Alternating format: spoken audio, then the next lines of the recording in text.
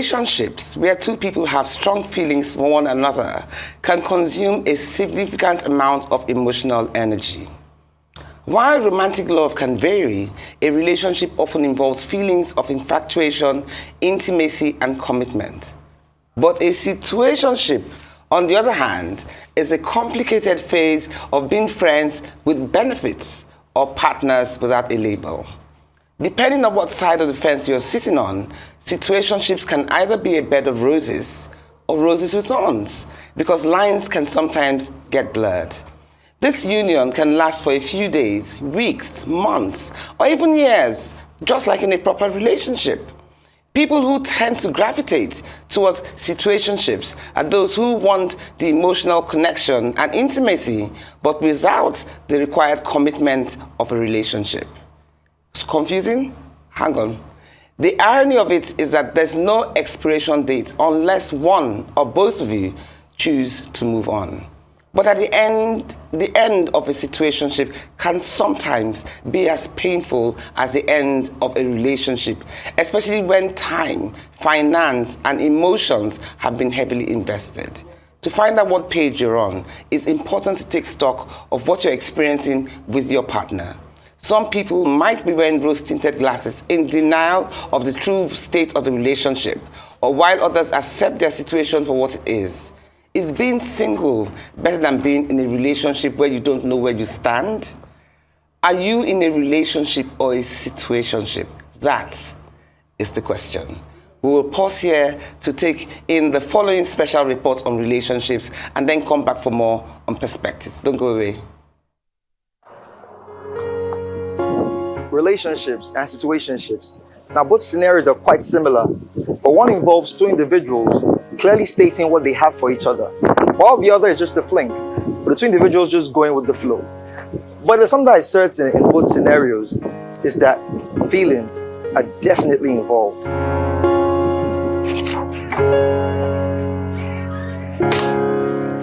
A situationship is an uncommitted, undefined romantic relationship between two people, meaning that those in this type of relationship have not established what they are to each other. While it may share some similarities with a friends with benefits relationship, the two terms do not mean the same thing. A friends with benefits relationship is when friends engage in casual sex without taking on the commitment aspect of a relationship, while a situationship, on the other hand, lacks a formal label.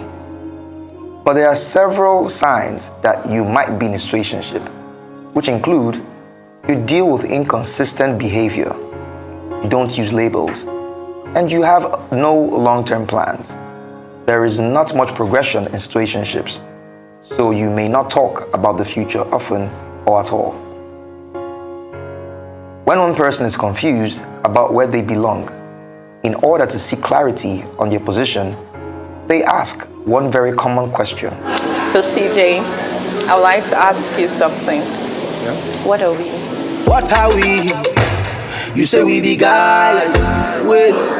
That particular question can be a start to something special, or can be the end before the beginning. It just depends on how you answer it. Whether you're in a situationship or relationship may be a matter of timing and progression. Now, situationships come with a few cons, which include you end up heartbroken, because if you develop feelings in this scenario and the other person doesn't, it can lead to conflict and heartbreak. You deal with ambiguity, as situationships may leave you feeling like you are in limbo, questioning your relationship status, which is unsettling for some. You also lack stability. Since you aren't in a committed relationship, the other person is not a consistent source of support, and you likely don't make regular plans with them. So at the end of the day, it's either of two things. It's either you meet a man mature enough or a partner mature enough to actually address what both of you are. But for some unlucky folks, they get to meet people that are not ready for commitment. Just know one thing, you deserve the best, but you be the one to decide what's best for you. Just don't trade your happiness for something intangible. Ikenna Kingsley, CJ, Arise News.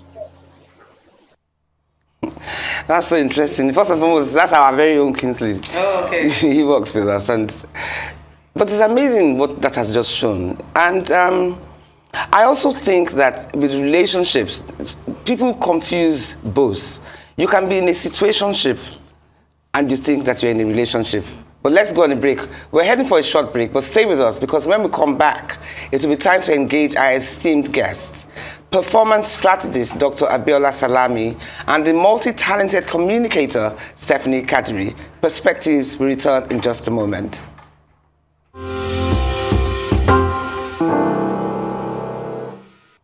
Welcome back to Perspectives here on Arise News.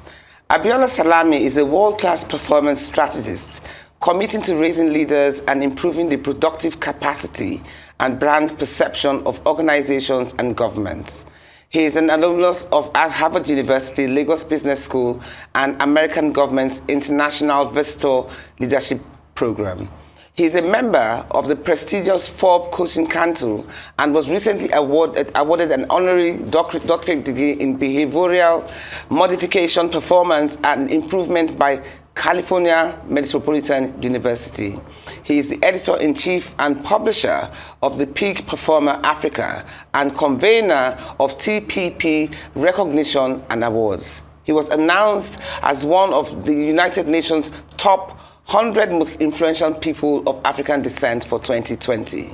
His other awards include Africa's Most Influential Coaching Leaders by the Duo of African Leadership Awards and World HRD Congress and Global Coaching Champions 2021. Through the Champions Tribe, a podcast and his YouTube channel, Abiola shares insights with industry leaders, game changers, and culture shapers to achieve peak performance in their space. He prefers to impact and influence by adopting a practical approach replete with vivid stories and experiences. Abiola joins us in the company of Stephanie Kadiri, a connoisseur, self-re-engineer and communicator with a progressive drive to help individuals and teams ignite and optimize their impact in societies while pursuing their goals.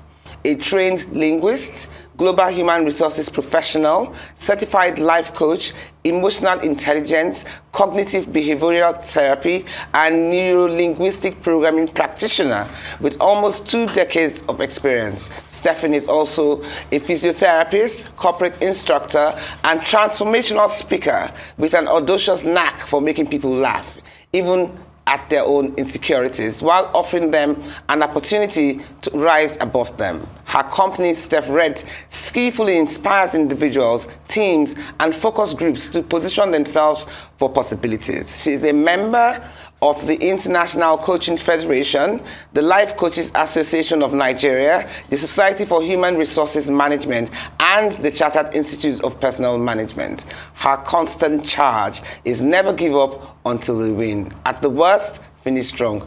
My God, talk about a mouthful.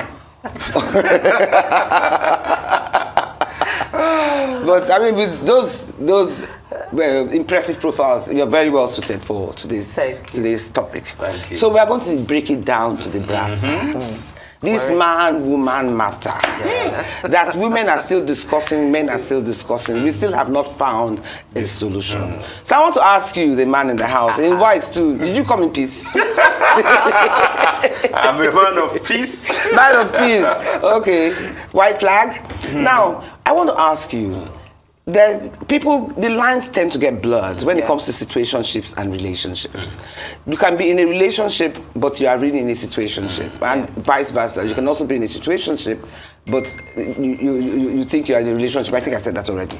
So my point is that what are the telltale signs that a woman, and I'm not asking for people my age, because by now I think we should have learned a trick or two. Hopefully. But I'm asking for those young ones who are trying to get into a proper relationship, hopefully lead to marriage and what have you. So what are the telltale signs that a woman should look out for to know that she and the person she's with are not on the same page?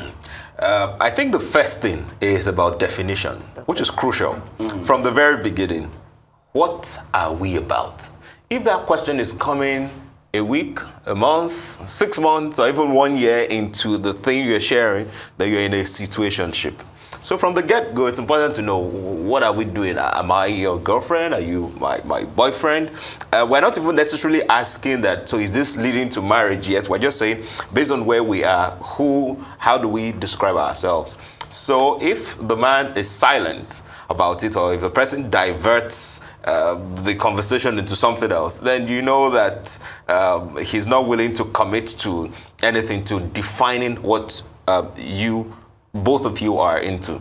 And one of the reasons people don't want to define is because they are afraid of commitment. They don't want to commit to it. So they don't want to be labeled, oh, that's my boyfriend, or that's my girlfriend. And the reason they don't want to commit maybe from some past experience, or maybe they just want to play.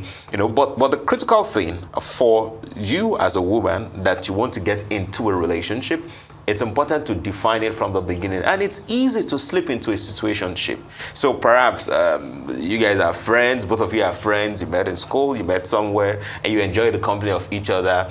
And then you are now doing everything that people normally do in relationships, including sex, and the sex may be great. And so because it's great, and then you like him. Yeah, some people tend to draw those lines. Just because somebody is good with when it comes to intimacy, doesn't necessarily mean the person is good for other aspects of the relationship. Doesn't necessarily mean, So, yes, that may be good, but that's not all that there is. And you now find people, because that one thing is good, then they make it all about everything. Absolutely. Okay, but I have to ask a question, because the truth of the matter is that it's easy to go out on dates or meet somebody and say, oh, where do we go from here? Truth of the matter is that even you, the man, might not necessarily know where you are going yet. True.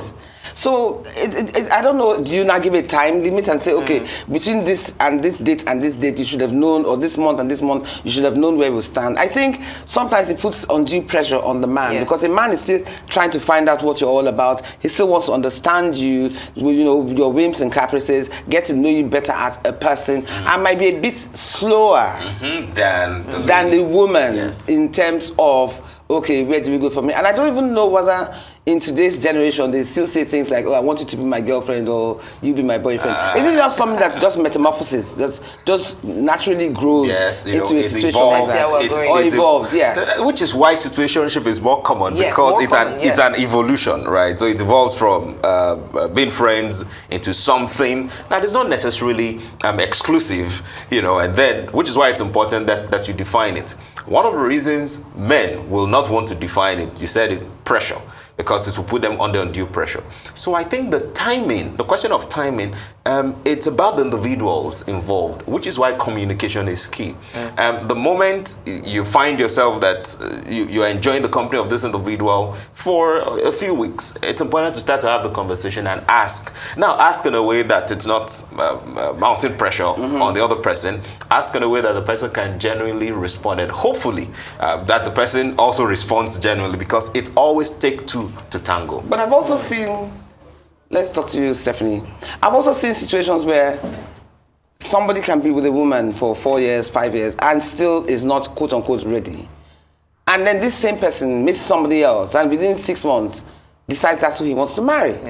So sometimes I think it's not just so much whether you have to go through the necessary steps, get to know each other better, see how far the relationship goes before you now know what step. Sometimes it's instant. They say some men will tell you that as soon as they saw this person, they knew that was who they wanted to marry, and they found themselves doing a lot more things that they would normally do for any other relationship. So do you think sometimes it's just the connection that determines how fast or the pace of a relationship from the onset?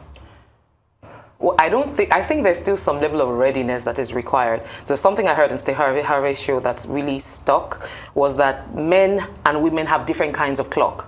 Women are more driven by their biological clock. Men are driven by their financial clocks. So a man could be he desires a woman and wants to spend his time with her, but he's not financially ready. Okay. Now he's in a relationship with her, hoping she would wait for him to get there, but then she is biologically ready while he is not financially ready. So it's possible that they are together for a long time, and then she is ready, he's not ready for some reason, and by the time, they split, when he gets ready, he sees someone and it clicks immediately. But what about emotional? It's not just financially ready. What about emotionally ready? It's now the thing of the emotions are there, but are we willing to wait? yes, I love you, but can you wait for me? Okay. So if she says, I can't wait, my biological clock is ticking, and then how am I sure that when I wait, you will be there? So it's also a thing about trust. Yeah. So, and quite importantly, we're going to take it from the defining, because I think definition is quite important. Yes, we have evolved so much such that it's just a situation of, let's see how it goes. No need to ask. But at what stage? Is that month 6? Is that 1 year, 2 that years? let's see how it goes at many what stage times. do you get to that let's see how it goes? No, let's see how it goes now starts from day one these days. Oh, okay. So it's not let's see how it goes, because the thing is we can have platonic relationships, Yeah. and then we're just all friends. By the time what we say, water starts to pass Gary, and then yes, so let's call it like it is. By the time it gets to that level, we have to be able to say, hey, what's going on here? Yes. When feelings begin to run, because what happens is, I think sometimes because of what we watch a lot on TV and how we have come to assume that a romantic relationship is, the moment he probably kisses you or he touches you in a way that makes you feel like Cinderella herself, you just feel he must love me. And the difference between... Is it that simple and straightforward? Yeah, right? I'm like, and it's now a thing of, now the difference between a relationship and a situationship is, a relationship is defined from day one, a situationship is assumed. And often assumed by one party. How do we avoid that assumption? Oh, for him to have kissed me, he must love me. Because that's what people in a real relationship do. And then we keep assuming, and then he buys me gifts, he has to love me to buy me gifts. Yeah, but what if from the... Sorry. Yes. I mean, as much as I see what you're saying there, but there are some situations where even if he has kissed you or gotten intimate with you, you're not delusional. You know it's for what it is. In other words, the guy might not be emotionally available, or the guy might be attached to somebody else. But the woman is interested. Yes, but even if she's interested, you cannot assume that because he has kissed you, because the woman too might also enter the relationship with ulterior motives. So it's still the place of assumption. I think one of the things that plague us particularly as humans is assumptions.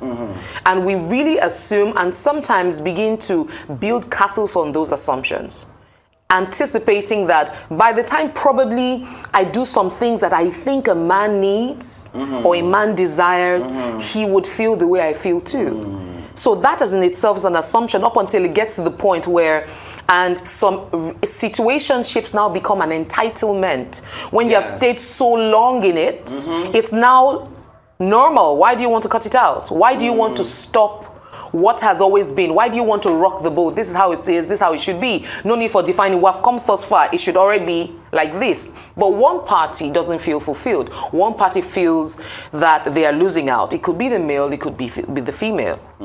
So at the end of the day, emotions are always bruised, like we're watching the video, the prelude. Emotions are always bruised, but in the middle of it, we have to at some point be able to take charge of those emotions and say, hey, what is going on here? It's easier said, which is why it's better from the beginning to say, where are we going to? What does it look like? How long do we want to stay there? What do we want to do together? Tell you what you want to hear, because I'm also a firm believer. Like to a certain extent, no, not necessarily tell you what you want to hear, but I think that a lot of women, maybe because this time is usually women that normally gets carried away. You should be honest to yourself. I think we blur out. No. I'm gonna be a man on this table. I think we blur out the fact that men actually do have. You do, but I mean, when you're talking about the wrong end of the stick, the women get the worst. That's because we are the ones that vocalize it more than and then we are do. more complex than men, I think. I think we're more complex. Complexity. A lot of men use toughness, a veneer of... It's just a facade. It's a facade. But the truth of the matter, I beg, I have consoled many broken-hearted friends, and most of them are males women. or female? Most of them are female. Okay, but you know, I think, and allow me to be the devil's advocate here, is that we train our men to numb their emotions, and when they show it, they are considered as weak. Yes, but I think that's changing with time. So even when they are hurting, when they are the ones that have received the short side of the stick, they can't even voice it, because even if they voice their emotion, like, you're a man, be a man. Yes, no, but I think... So they get terribly heartbroken. Some of them don't recover from it. Some of them get into situations. Yes, they get terribly heartbroken. And who gets heartbroken alongside the next 20 women? Because hurt people hurt people. Unfortunately. Because hurt people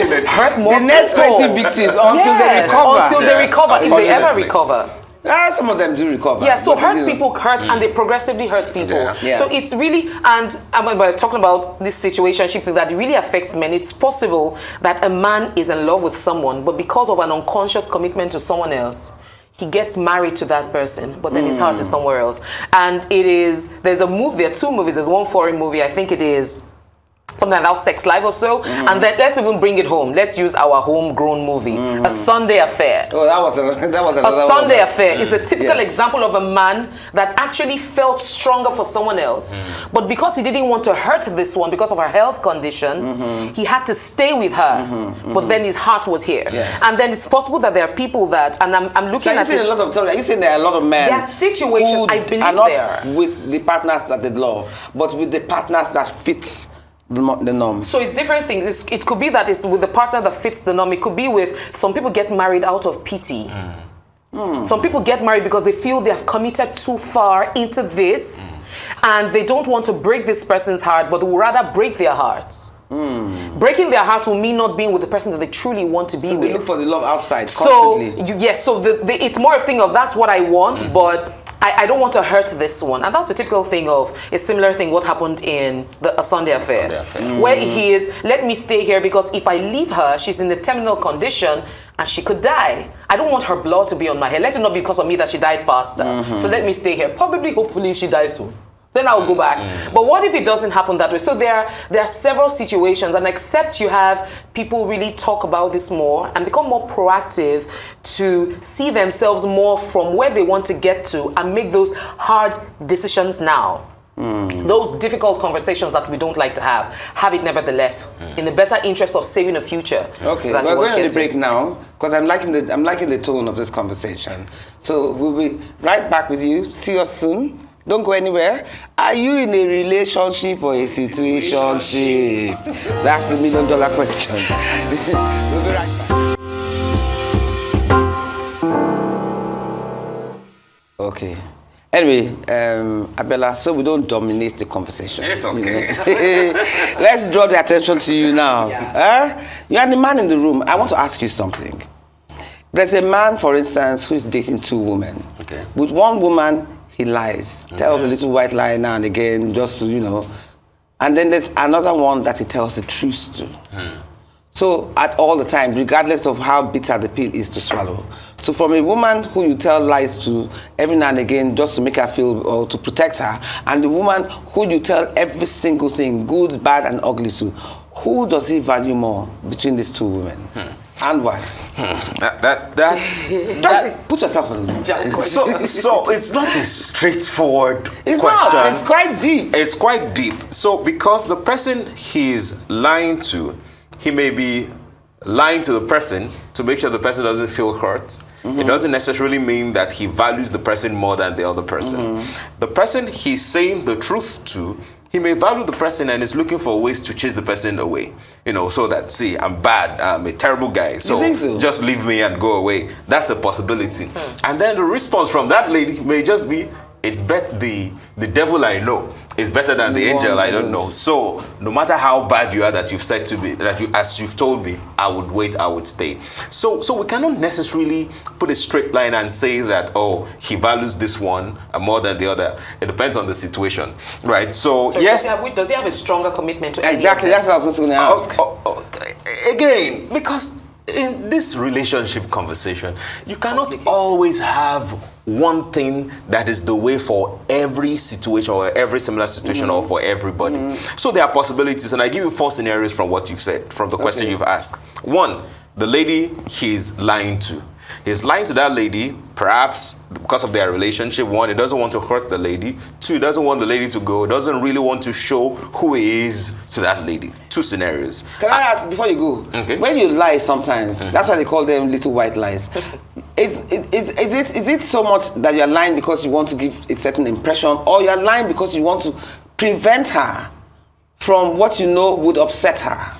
If, for instance, you don't want to lose her. It could- That you don't- means there's that's a what- deeper that's level what of it- commitment yeah, to her exactly, that that's what makes we're you have to saying. lie so that she doesn't So leave. you don't want to lose her. because you know that there's a certain things, there are only a limited amount of things that she can take That from she can you. Yes, take but from the you. other one, probably you don't have a stronger commitment to that one.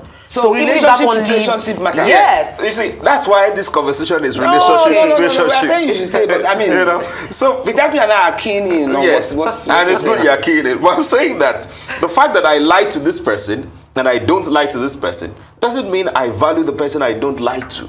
And the person I really value. Can we use the word fear, or is that too strong? Okay, fear, yes. Or okay. respect. Or respect. I For think which that's the now, word. the one you're lying to. Yes. The one you're lying to. So the one you're lying to is either fear, or respect, or you're even concerned about how she would take it. Not necessarily how she will respond to me, how heartbroken she would feel, what the consequences will be for her as a person, right? So because of that, you know, you dress what you are saying. You know, you don't just tell the person the truth. But there's this other person, no filters. The person can take whatever it is. But By the why way, do you feel that? Is it that you feel the person can take whatever it is, or you are not really too perturbed about how she reacts? how she reacts. That is one thing. The other thing is that you're not concerned about how she reacts. She's not your wife. She's not the main person out of the two of them. So that's the line. That's so what because I'm of saying. that, and then you can even discuss more of that with each other. You tell your own, she tells her own, and everybody's fine. But the other lady, no. So the other lady you're talking about now probably is the main chick, not the side chick. No, This is the wife. not the the one side that they're chick. lying to is the wife. The one you're not lying to is the But who do you not have a situationship. deeper So it is. relationship with? So the thing now, amongst two women? if care is not taken, forgive me to interject here. If you don't take care, you will find out. You will eventually begin to build a Confide, strong yes, relationship with the one that you like, because you you begin, don't like you to. become. Yes, with the person you don't like to, to. because you build trust and you build a stronger connection with whoever you spend time with, Yeah. speaking on whatever level. And then, because you speak a lot to this person, you soon begin to pull the commitment you had here. Yes. However, there is still a bond, if it's a marital bond that is here, exists, yes. which you think about, okay, do I want to go through the process of separation? They I don't really want, do. They yes, really do. I don't want to go through that process of separation. Too many things are going to get broken in the process. So let Children. me just, yes. So for the sake of preserving this, too many people will get hurt. Let me keep it lying separate. So let me to this keep lying. person. Eventually they could become living partners. But then the commitment has moved here. So the situationship has eventually become the strong tower, Yeah. while the relationship is just one of the breeze that blows by in the course of the day. Because you know Yeah. another thing That's with very this, complex. Yeah, Very another thing with complex. this Very is complex. so you find people in relationships who are not as trusting and as committed, but you have people in situationship who are committed, Yeah. more open, you know, to each other. Yeah. So the official relationship is just there to protect assets, to protect the family, but the real commitment, the time, the investment, other things are going to the person by the side. And it's important for us at this point to not just focus on the fruits, because all these things are happening are Come with the their fruits thorns. of this situation. Let's deal with the roots. What is causing, so if he's spending more time conversing with this person, that means there's a break of communication here. So that means, because I believe as human beings, one of the things we primarily want is to be seen, to be heard for who we really are, to be seen for who we really are. So if he feels she doesn't see me, she doesn't get me, she doesn't hear me, she sees me, she gets me, she hears me. So for the sake of feeling seen, feeling understood, he could navigate here. So one of the things we want to ask ourselves is or train ourselves to do is how do we begin to see people correctly? Not just how we want to see them, but how they want to be seen. Speaking the language that they want to hear. But when you say that, sometimes, because from your analogy and for what you've said so far, it almost sounds as if the wife or the person in the official relationship has taken him for granted, is not there for him. It's not only blah, a blah, him, blah. because there are okay, situations whichever where way, it could it's also not be there the for woman one that party or feels the she's other. not being heard. But my point is that this other person Yes. might be there for him or her, and just for some reason or the other, he or she has gotten entangled with somebody on the outside, not necessarily through the fault of the person that he already is with. So my point is that when you stray, sometimes it's not just because you're not just straying because you're not getting satisfaction here. You are straying sometimes out of greed, out of excessiveness. If I must differ, do you understand? straying doesn't spontaneously happen. It doesn't spontaneously happen. Straying But takes even- a process of thought Yeah, but even you that strayed, and nursed feelings. Yeah, I know that. But Yes. even you that has strayed, sometimes you don't stray thinking you're going to get hooked. You stray for a casual fling. Go call. You stray for a booty call. You don't stray thinking that you're going to get hooked by the jugular. Sometimes some of these things just happen gradually. Which is why, before the straying, that is why we always think about your actions before you do them, because there are consequences to every choice. But you're assuming that emotions can be controlled. I'm not talking about control. I'm talking about navigating them. Navigating and emotions go hand in hand. I give you a real life example. There's someone I know. The lady, who married, who met this guy on the flight. While she was married. Okay. I mean, they had a casual conversation, and then she started enjoying the conversation. They exchanged contacts, and then almost every 2 days, the guy calls, checks in, started giving her more attention. They are both aware that they are both married.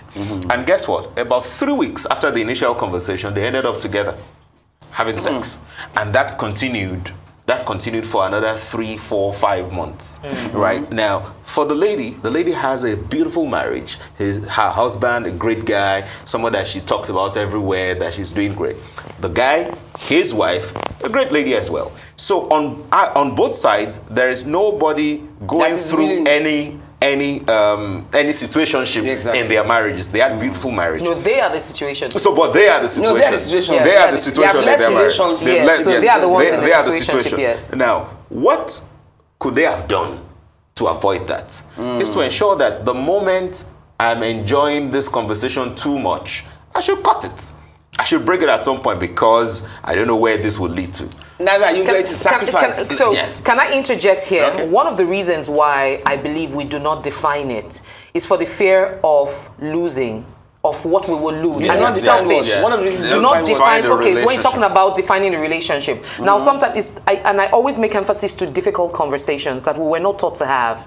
That sometimes we think that if we risk losing the person, losing what we could benefit, losing the person's friendship, and for the sake of a probable greater future, we sacrifice the present, or rather we sacrifice the future and say, okay, let me just preserve it. So instead of me to say, hey, I like talking with you, and you bring out the genius in me, but then I realize that if we continue like this, I have a husband, you have a wife, there's too much in between for us to mess it up. Let us draw the line. You don't think they would have probably done that at some point? No, so the thing is, let let us draw the line, and it is draw the line. Hey, let's not. What are the gray areas? What are the unacceptable areas? And it's progressively so. Because if you're going to maintain it, it has to be progressively so, hey, let's not cross this place, so let's not jump, right? Because when we don't do that, it opens up, because emotions come like wildfire. They're like waves. I think emotions are like waves. That's what I'm saying, that they might have started by trying to draw the line. Yeah, so that example, right? Because I don't think they jumped into it immediately thinking... They didn't jump into it immediately. Okay, so tell us about the transitional process. They were enjoying their company and enjoying the conversation till they agreed to a date. Till they agreed to a date at a close place, and then that went on for several months. But there's another example of a similar meeting, and while they were enjoying the conversation, it was even the lady at this point in time that said, "This is another example. Yes, both married, situationship." Yes. Then the lady at some point, they were still having conversation. Said, "You know what? If we continue like this, we'll start sleeping together." Yeah, that's it. Right. So we'll start sleeping together. I'm beginning to like you. And I can't even predict what I would do if I'm alone with you anyway. So please, now I'm blocking your line, and so we end the conversation there. And it ended. I mean, that didn't lead to anything. So going back to being conscious about what we are doing, people knowing what they are getting into, what they want to do, not assuming that, I did not know that we'll end up, I didn't know we went, no. The moment you start it, and you don't truncate it at any point in time, it can lead to multiple possibilities. It's a rabbit hole. It's a Pandora box, as a matter of fact. But another question I want to ask, especially concerning friendship, is that you find situations where a man and a woman are very good platonic friends. First and foremost, I have to even ask, a lot of married couples don't like it when their husbands have a best friend of the opposite sex, or when their wives have a best friend of the opposite sex. I've heard people complain about that, thinking about lines being drawn and what have you. But I'm not even talking about that kind of situation. I'm now talking about a man and a woman are best friends. Yeah. And they've been best friends for years, regardless of what happens outside that friendship. Now, sometimes there have been occasions where this man and this woman who are platonic best friends now have an affair for reasons, because your best friend, you also know him probably better than anybody else because you know his weaknesses, his strengths, and what have you. And then you find that when this affair now doesn't work out, it affects the friendship that they once had. So my big question is, at that times when such situations, is it more advisable not to cross the line? Yeah. Okay, you. Okay. Yes, it is Because advisable. I know Stephanie will button at some point. So It is advisable not to cross the line, but that's on the level of advice. So it's not just about advising us not to cross the line. It's about choosing consciously what we do to ensure that we don't cross the line. It is easy when both of you are friends, you've been friends for years. It is easy to even, just be laid back and then not be conscious of something. Then you find yourself kissing and then and you go all the way. So it's about putting the boundaries in place. Yeah, but also you cannot turn around and say, oh, but there's nothing as good as marrying your best friends. So why didn't you marry your best friend? In the first place? Why? Maybe it was because of those slow growth. No. Okay, is it slow growth thing? Because if let's say, example, Abiola knows my husband. So let's say Abiola is my best friend. Why as a single woman. As a single woman. Yes. Let's not Why use will as I? Because in short, I will give a typical example. Let me just put myself here. I had a best friend when I was in university, and it was the first best male friend I had. No strings attached. No strings attached. Best friend, he told me everything. I told him everything. At the time, he made several changes in his life because of me. And I just felt, yes, that's what it is. If anything is happening, it's me they call first. And then what happens? I move on and get into a relationship. And then he's heartbroken. I didn't find out until years later. Oh, so all this while I did not know. That was situation. So he liked me, but I didn't know. Wow. I just saw him as a best friend. And even at the time at the time it was like, okay, I'm going to get married. I'm like, is it you that used to get married to? That kind of thing. But we laughed about it, but I just didn't think it was serious to that point because he never actually voiced it, which is a part of saying it. And so if there was a feeling somewhere, I could root it out. However, moving on from there, it's now a thing of being able to ask ourselves, can we have these conversations when the time comes to be able to say, this is where I am, this is what I feel. What do you feel? Like my people will say, this is my own, talk your own. Yeah, but what I want to also ask is that your best friends can also be an added advantage if you do end up together. Because there are people who used to be best friends and are now married, and it's a happy marriage. And there are people who used to be best friends, got intimate, and now they're not really friends. They're not really friends because we use sex to draw the rather. Yes. We're saying something off camera that there are some people that are not supposed to be in our lives for sexual relationships. Yes. But then we unconsciously cross that line. And then we need to know everybody comes into our lives for a reason.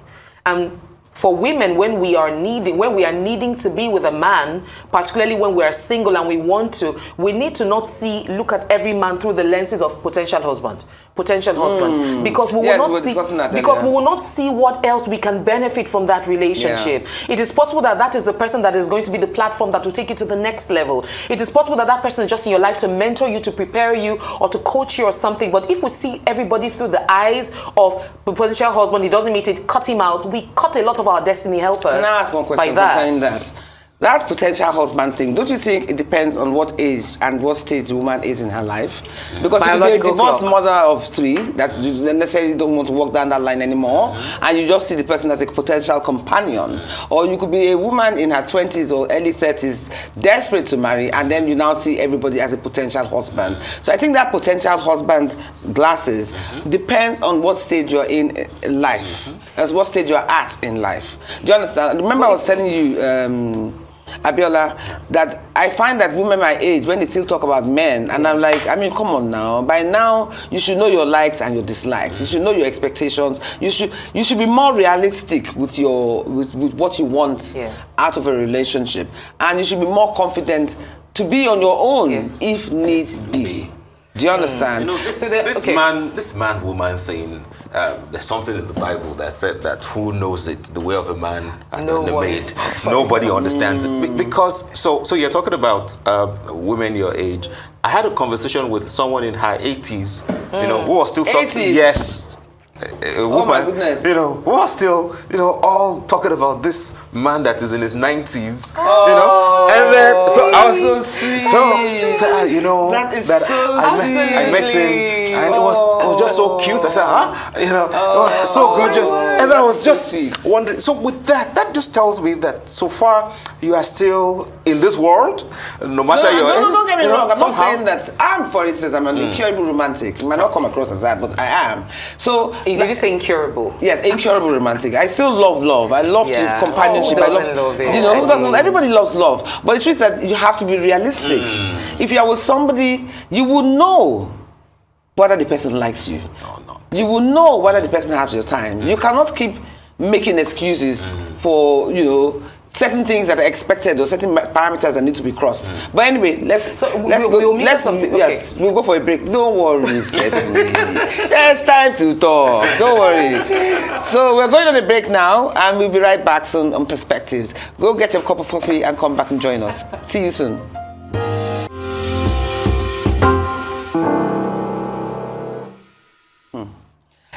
I wish we could always record everything that we discussed during the break. But I wanted to ask you, Abiola, as you know, we were talking earlier on, there are some women today, right, that believe that, the typical good girl, you want to meet a man, court him, get to know him better, find out what page he's on, begin to get, see what is behind, what he thinks, how he thinks, what future does he have, blah, blah, blah.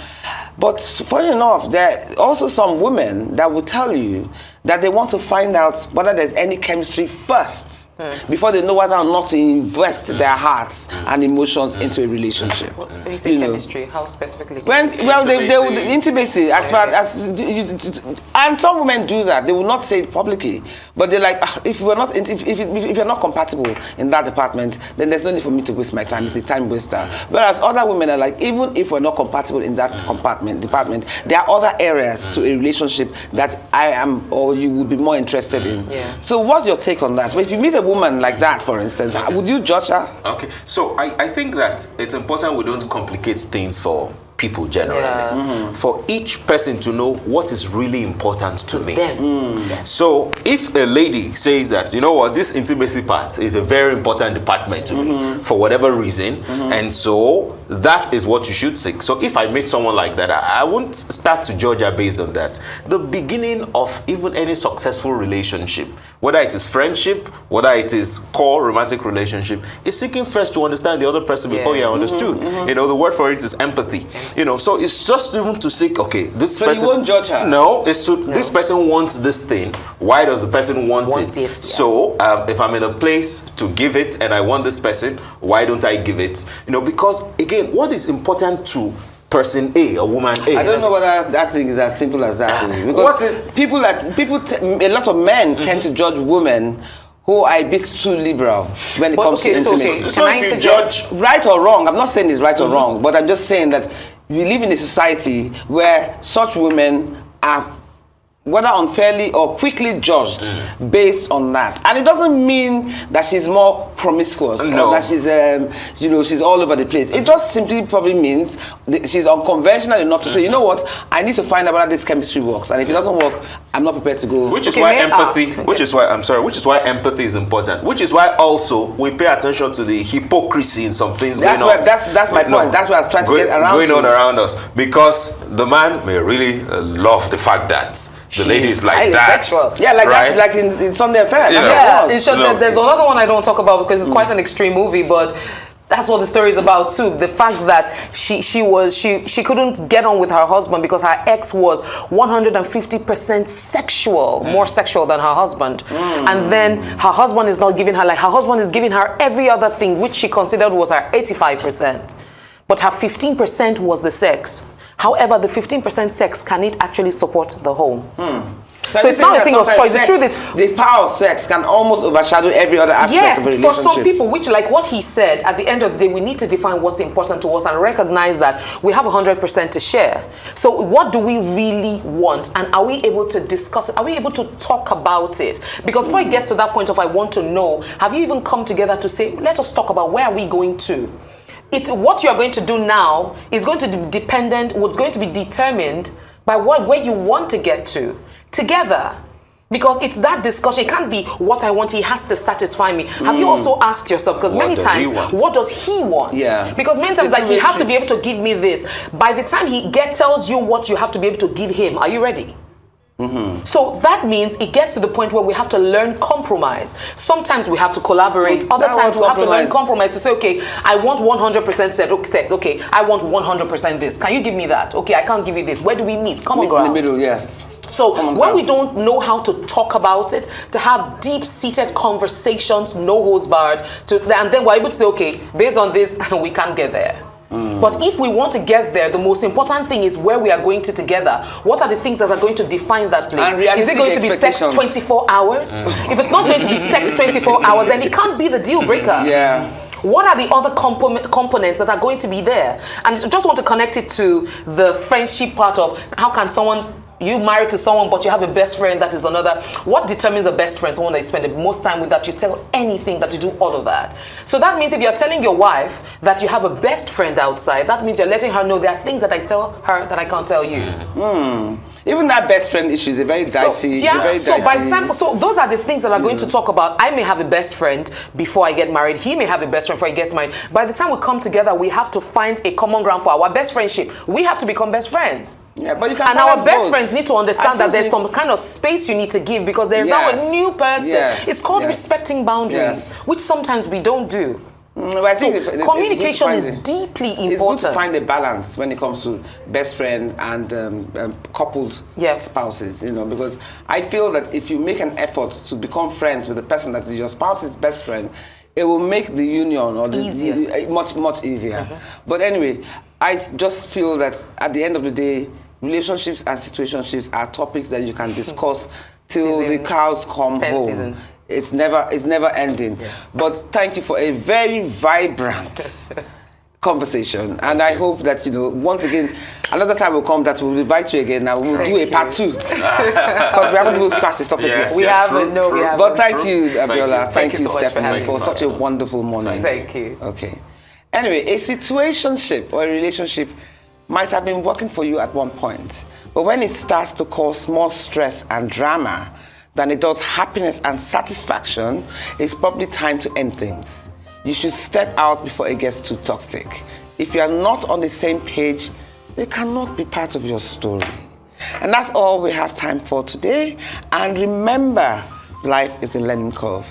You've been watching Perspective, See on the Rise News with me, Ruth Osime. Goodbye, see you next week.